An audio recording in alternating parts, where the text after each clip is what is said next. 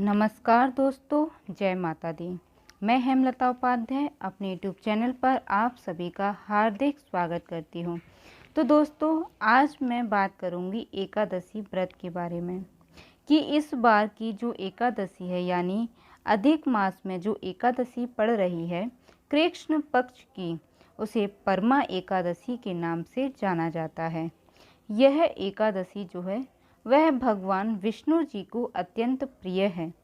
लेकिन दोस्तों, इस एकादशी में थोड़ी कन्फ्यूज़न होने वाली संकोचजनक बात यह है कि एकादशी का व्रत किस दिन धारण करना है यानी किस दिन रखना है, और दूसरी बात यह है कि किस दिन व्रत रखना है, क्योंकि एकादशी तिथि जो है वह 11 और 12 दोनों दिन है और दोनों दिन ही यह सूर्योदय काल में है। अब जब हम व्रत धारण करते हैं तो उसमें सबसे महत्वपूर्ण बात यह है कि कौन से नियम जो है उनका पालन करना होता है, क्योंकि देखिए एकादशी का जो व्रत है वह एक दिन का भी नहीं है, क्योंकि एकादशी व्रत के सारे नियम 10वीं से ही प्रारंभ हो जाते हैं। जैसे कि व्रतधारी को क्या करना चाहिए कि लहसुन प्याज युक्त भोजन ना करें, ब्रह्मचर्य का पालन करें और सूर्यास्त से पहले ही भोजन ग्रहण कर लें। ये मैं 10वीं तिथि के बारे में बता रही हूँ आपको। और भोजन करते समय ध्यान रखें कि उसमें चावल नहीं होने चाहिए। देखिए, तो इस बार जो है दोनों दिन एकादशी है, तो ऐसे में आपको किस दिन व्रत धारण करना है। तो देखिए, अधिक मास के कृष्ण पक्ष की एकादशी तिथि की शुरुआत 11 अगस्त दिन शुक्रवार को सुबह 5:06 पर हो रही है। यह एकादशी तिथि 12 अगस्त दिन शनिवार को सुबह 6:31 तक मान्य है। ऐसे में परमा एकादशी का व्रत 12 अगस्त दिन शनिवार को रखा जाएगा। देखिए, मैं आपको बता दूं कि जो पीछे वाली एकादशी होती है वह द्वादशी मिश्रित एकादशी होती है। यह बेहद श्रेष्ठ एकादशी होती है। इस एकादशी का व्रत धारण करने से सर्व सुख की प्राप्ति होती है। देखिए, यदि आप व्रत करते हैं तो जो दान आप करते हैं उसमें चावल का भूल कर भी दान ना करें, और यदि आप व्रत नहीं भी करते हैं तब भी चावल का किसी भी प्रकार से उपयोग ना करें। और जैसा कि अधिक मास का समय चल रहा है, सभी शिवालय जाते हैं पूजा करने के लिए, तो आप विशेष इस बात का ध्यान रखें कि शिवलिंग पर चावल ना चढ़ाएं, ना ही शिवलिंग से चावल का स्पर्श कराएं। और साथ ही एक बात का ध्यान और रखिए कि अगर आपके घर पर तुलसी जी लगी हुई हैं तो आज के दिन ना ही तुलसी जी को स्पर्श किया जाता है और ना ही उनको जल चढ़ाया जाता है। इस बात का भी आप विशेष ध्यान रखें। दीपक इत्यादि आप लगा सकते हैं। अब देखिए, भगवान विष्णु जी की पूजा के लिए तुलसी जी की आवश्यकता पड़ती है, तो वह आप क्या करें कि एक दिन पहले ही तोड़कर रख लीजिए, क्योंकि भूल कर भी एकादशी के दिन तुलसी जी को नहीं तोड़ना चाहिए। इस बात का भी आपको विशेष ध्यान रखना है।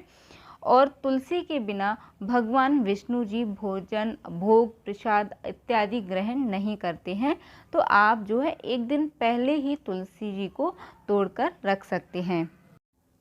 अब देखिए, एकादशी के दिन भगवान विष्णु जी की पूजा कैसे करें। तो सबसे पहले आप क्या करें कि ब्रह्म मुहूर्त में आप उठ जाइए और स्नान इत्यादि कर लीजिए, और उसके बाद आप जो है विधिवत तरीके से भगवान विष्णु जी की पूजा आराधना कीजिए।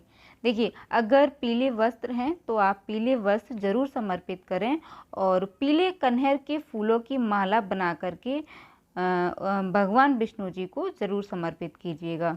अब देखिए, मैं एक बात आपको बता दूं कि अगर आप इस एकादशी का व्रत पहली बार धारण करना चाहते हैं तो नहीं कर सकते हैं। यह बात जो है ध्यान रखने योग्य बात है, तो इस बात का आप विशेष ध्यान रखें। साथ ही खान पान का भी आप आज के दिन जो है विशेषकर ध्यान रखें।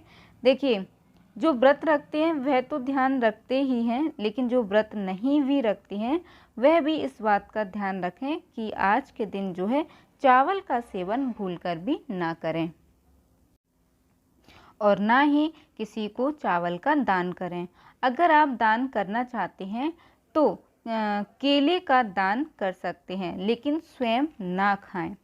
अब देखिए, एक सबसे महत्वपूर्ण बात मैं आपको बता दूं कि एकादशी तिथि में भगवान विष्णु जी को और माता लक्ष्मी जी को जागरण बेहद प्रिय है। रात्रि जागरण बेहद प्रिय है।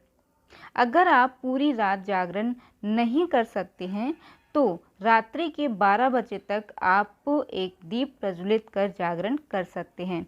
अगर देखिए इतना भी आपसे नहीं बनता है तो आप एक दीप तो ज़रूर प्रज्वलित करके रखिएगा। अब देखिए, एकादशी का व्रत पारण के बिना पूरा नहीं होता है। तो पारण आपको किस समय जो है करना है, तो पारण आपको 13 अगस्त दिन रविवार को सुबह 5:49 से सुबह 8:19 के मध्य पारण कर सकते हैं। उस दिन द्वादशी तिथि का समापन सुबह 8:19 पर हो रहा है। द्वादशी तिथि के समापन से पूर्व एकादशी व्रत का पारण कर लेना चाहिए। तो इस बात का दोस्तों आप विशेष ध्यान रखिएगा कि पारण का शुभ मुहूर्त है वह क्या है, और पारण जो है शुभ मुहूर्त में ही किया जाता है। तो दोस्तों यह जो है पारण का सही समय है, इस समय आप जो है पारण कर लीजिएगा। अब देखिए एक बात और कि अधिक मास में यह एकादशी तिथि पड़ रही है, तो आज के दिन केले के वृक्ष में पीले धागे से 7 बार परिक्रमा करके यह धागा वहीं पर बांध दीजिएगा। यह नियम या यह उपाय आप कह सकते हैं, इसे आप जो है कर लीजिएगा।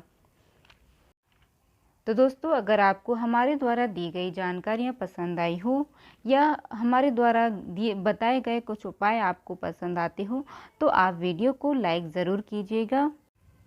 साथ ही चैनल को सब्सक्राइब कीजिएगा और ज़्यादा से ज़्यादा शेयर कीजिएगा। जय माता दी, हर हर महादेव। धन्यवाद दोस्तों।